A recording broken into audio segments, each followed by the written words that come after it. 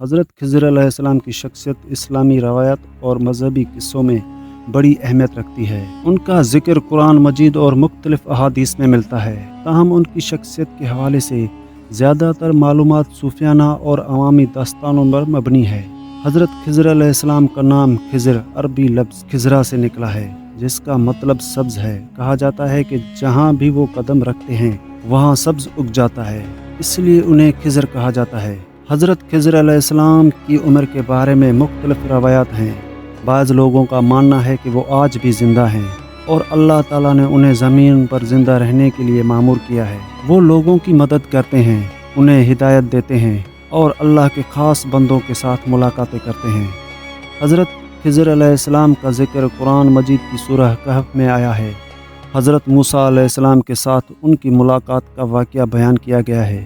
یہ واقعہ ایک غیر معمول علم و حکمت کا مظاہرہ ہے۔ حضرت موسیٰ علیہ السلام اللہ تعالیٰ کے نبی تھے اور وہ یہ بھی سمجھتے تھے کہ وہ اللہ کی جانب سے دی گئے علم و حکمت کے لحاظ سے سب سے زیادہ عالم ہیں، لیکن اللہ تعالیٰ نے انہیں بتایا کہ ایک بندہ ایسا بھی ہے جس کے پاس ایسا علم ہے جو حضرت موسیٰ علیہ السلام کے پاس نہیں ہے۔ اللہ تعالیٰ نے حضرت موسیٰ علیہ السلام کو حضرت خضر علیہ السلام سے ملنے کا حکم دیا تاکہ وہ ان سے علم حاصل کر سکیں۔ حضرت موسیٰ علیہ السلام نے اپنے ساتھی کے ساتھ سفر کیا اور ایک مقام پر حضرت خضر علیہ السلام کو پایا۔ حضرت موسیٰ علیہ السلام نے حضرت خضر علیہ السلام سے درخواست کی کہ وہ ان کے ساتھ رہیں اور علم حاصل کریں۔ حضرت خضر علیہ السلام نے کہا کہ آپ میرے ساتھ صبر نہیں کر پائیں گے، کیونکہ ان کے اعمال اور فیصلے ظاہری طور پر عجیب اور ناقابل فہم ہوتے ہیں۔ حضرت موسیٰ علیہ السلام اور حضرت خضر علیہ السلام کے سفر کے دوران 3 اہم واقعات پیش آئے۔ حضرت موسیٰ علیہ السلام اور حضرت خضر علیہ السلام ایک کشتی میں سوار ہوئے۔ حضرت خضر علیہ السلام نے اچانک کشتی کا ایک تختہ توڑ دیا، جس پر حضرت موسیٰ علیہ السلام نے حیرت سے پوچھا کہ آپ نے ایسا کیوں کیا؟ حضرت خضر علیہ السلام نے جواب دیا کہ آپ میرے ساتھ صبر نہیں کر پائیں گے۔ دوسرے واقعے میں حضرت خضر علیہ السلام نے ایک نوجوان لڑکے کو قتل کر دیا۔ حضرت موسیٰ علیہ السلام نے اس پر اور بھی زیادہ حیران ہوئے اور کہا کہ آپ نے ایک بے گناہ جان لے لی ہے، یہ کیسے ممکن ہے؟ حضرت خضر علیہ السلام نے پھر کہا کہ آپ میرے ساتھ صبر نہیں کر پائیں گے۔ تیسرے واقعے میں حضرت خضر علیہ السلام نے ایک بستی میں ایک دیوار کی مرمت کی جو گرانا چاہتے تھے۔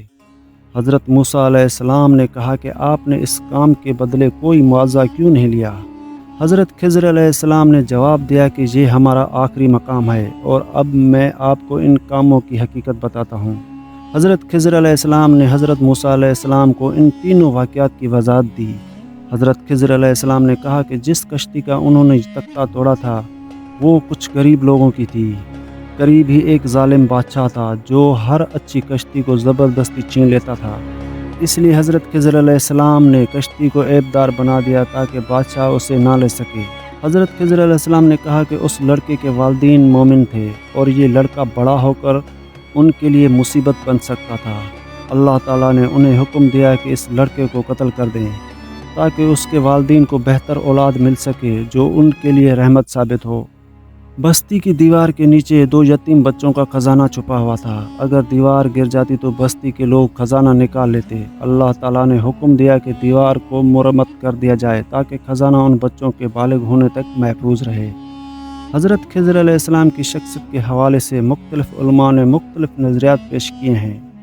کچھ لوگ انہیں ایک نبی مانتے ہیں، جبکہ بعض لوگ انہیں اللہ کا ایک خاص بندہ اور ولی سمجھتے ہیں۔ ان کی ملاقاتوں کے بارے میں کئی صوفیانہ داستانیں مشہور ہیں، جن میں کہا جاتا ہے کہ حضرت خضر علیہ السلام کو اللہ نے زمین پر بھیجا ہے تاکہ وہ لوگوں کو ہدایت دیں اور انہیں مشکلات سے نجات دلائیں۔ حضرت خضر علیہ السلام کی ایک اہم خصوصیت ان کا لازوال علم ہے۔ انہیں علم لدنی یعنی اللہ کی طرف سے عطا کردہ خصوصی علم حاصل تھا جو عام لوگوں کی دسترس سے باہر ہے۔ حضرت خضر علیہ السلام کا علم وقت اور مکان سے ماروا ہے اور وہ اللہ کے حکم سے ہی اس علم کا استعمال کرتے ہیں۔ حضرت خضر علیہ السلام کے بارے میں عوام میں کئی قصے مشہور ہیں۔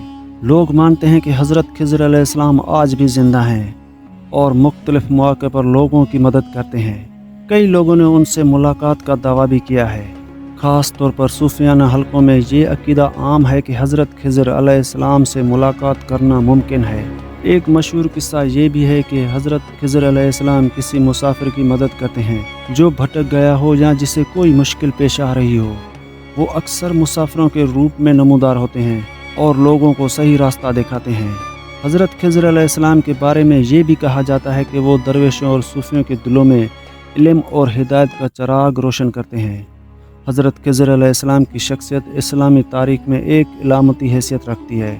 وہ علم و حکمت کے مظہر ہیں۔ ان کی کہانیاں صبر، تقوی اور اللہ کے فیصلوں پر بھروسہ کرنے کی تعلیم دیتی ہیں۔ ان کے واقعات ہمیں یہ سکھاتے ہیں کہ اللہ کے فیصلے ظاہری طور پر سمجھنے میں مشکل ہو سکتے ہیں، لیکن ان میں گہری حکمت ہوتی ہے۔ حضرت خضر علیہ السلام کے واقعات مسلمانوں کے لیے ایک درس عبرت ہیں کہ ہمیں اللہ کی مرضی اور اس کے فیصلوں پر بھروسہ کرنا چاہیے۔ وہ ہمیں یہ بھی سکھاتے ہیں کہ ہر چیز کی ظاہری حالت پر نہیں جانا چاہیے، بلکہ اس کے پیچھے چھپی ہوئی حکمت کو سمجھنے کی کوشش کرنی چاہیے۔ حضرت خضر علیہ السلام کی شخصیت اسلامی روایت میں ایک معجزاتی اور رازدانہ کردار کی حیثیت رکھتی ہے۔ ان کی کہانیاں اور واقعات ہمیں زندگی کے مختلف پہلوؤں میں غور کرنے اور اللہ کی حکمت پر ایمان رکھنے کی دعوت دیتی ہیں۔ حضرت خضر علیہ السلام کے ساتھ حضرت موسیٰ علیہ السلام کا واقعہ ہمیں یہ سکھاتا ہے کہ علم اور حکمت اللہ کی جانب سے عطا کیے گئے ہیں اور انہیں حاصل کرنے کے لیے صبر اور تقوی ضروری ہے۔ حضرت خضر علیہ السلام کی شخصیت کا پیغام یہ ہے کہ ہمیں ہر حال میں اللہ کی مرضی کے سامنے سر تسلیم خم کرنا چاہیے اور یہ یقین رکھنا چاہیے کہ جو کچھ بھی ہوتا ہے وہ اللہ کے حکم سے اور حکمت کے تحت ہوتا ہے۔ حضرت خضر علیہ السلام کی داستانیں ہمیں اس دنیا کے پیچیدگیوں کو سمجھنے میں مدد دیتی ہیں اور ہمارے ایمان کو مضبوط کرتی ہیں۔